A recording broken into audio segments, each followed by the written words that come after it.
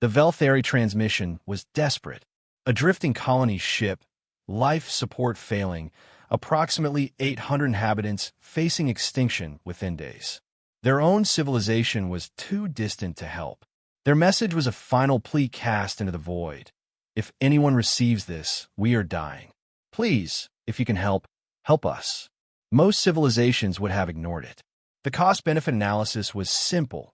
Rescue would be expensive, dangerous, and ultimately unprofitable.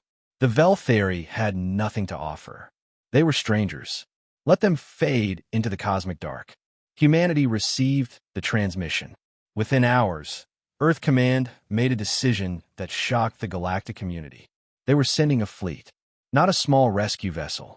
A full military escort, medical ships, supply transports, and engineers, approximately 40 vessels, commanded by Admiral Helena Rodriguez.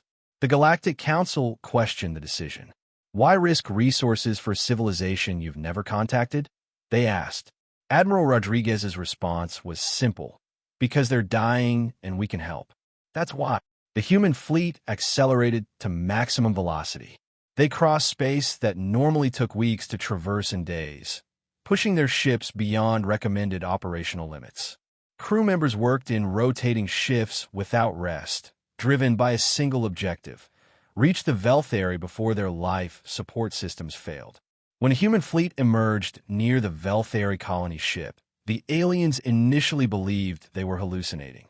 40 human vessels surrounded them protectively.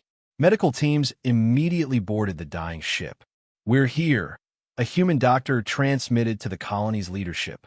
"You're going to be okay." What followed was unprecedented.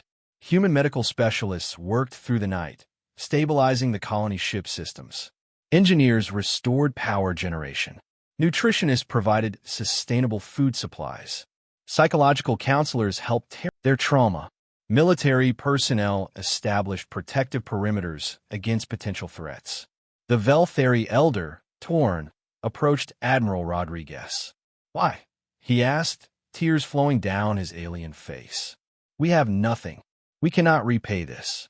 Why would you risk everything for strangers?" Admiral Rodriguez smiled. "Because that's what civilization means. We don't calculate worth by profit potential. We help because people are dying and we have the capability to save them. That's not a transaction. That's what it means to be part of a functioning galactic community." Over the following weeks, the human fleet didn't simply rescue the Velthari. They established a settlement on a habitable moon, provided technology transfer, offered educational resources, and integrated the colony into human trade networks, all without demanding compensation or territorial concessions. When a Velthari asked what they owed humanity, the response was consistent. Nothing. We helped because it was necessary. The incident transmitted across galactic networks, creating profound ripples. Other civilizations began reassessing their values. The Galactic Council established new protocols emphasizing humanitarian response. Multiple species began coordinating rescue missions. But the most significant change was philosophical. Humanity had demonstrated something revolutionary. A civilization's strength wasn't measured by what they could take, but by what they would sacrifice to help others.